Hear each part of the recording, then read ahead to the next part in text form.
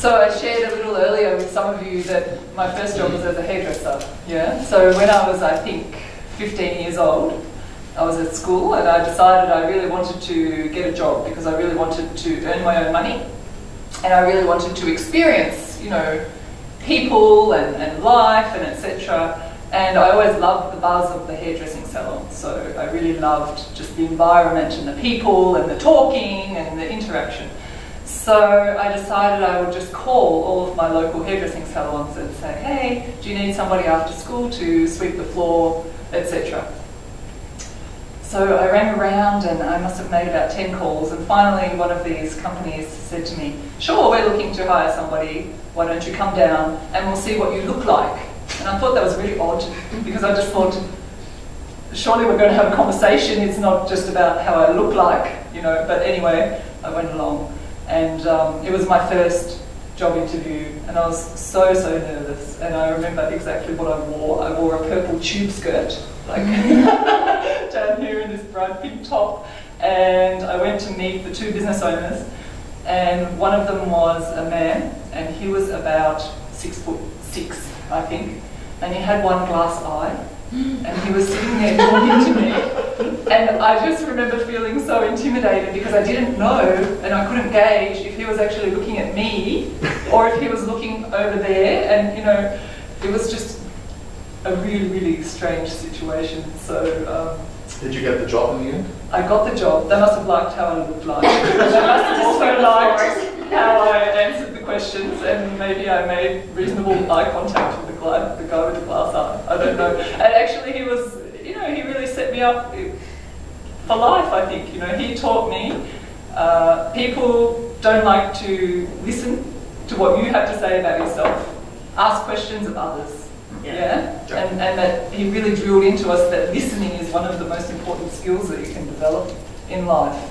And that set the foundation for everything that has followed. So it was really an amazing opportunity. Great, thank you. Okay, so the first thing that springs to mind is organising birthday parties. So I've just been finishing telling Naila how I've arrived here this morning after having 9-year-old sleepover from my daughter last night. 9 is sleepover. Yeah, organising birthday parties is something that I do very well, and something that with 2 daughters I've done every year for the last 10 years. For the last 10 years? For the last 10 years. So this is something, probably on a personal note, that is something that I do well. It's really hard to talk about what you do well. It's really hard to we do not consider that as showing off. Blow your own trumpet. Yes. Building on what I was saying previously, in terms of listening, and my career starting out as a listening exercise, now as an executive coach, listening is really a skill that I have actively worked on and actively built and become really adept at. And of course, listening doesn't mean just listening for words. Listening also means listening for all the non-verbal cues that we give off when we communicate. So I tune into the whole person and the whole body, and this is something that I've become really strong at.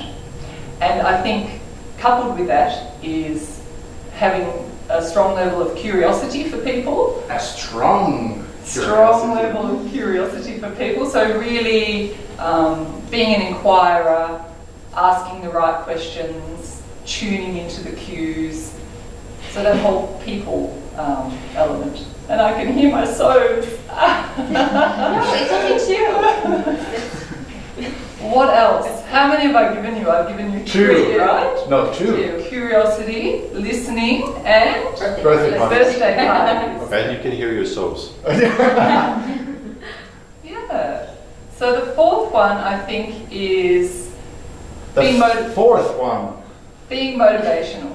So I play that role in my family. I'm that go-to person. What are we going to do today? If people's energy is feeling a little bit low, then I'm the one that gets people going. So there is an inspiring piece in me, and that's the feedback I get from people as well. That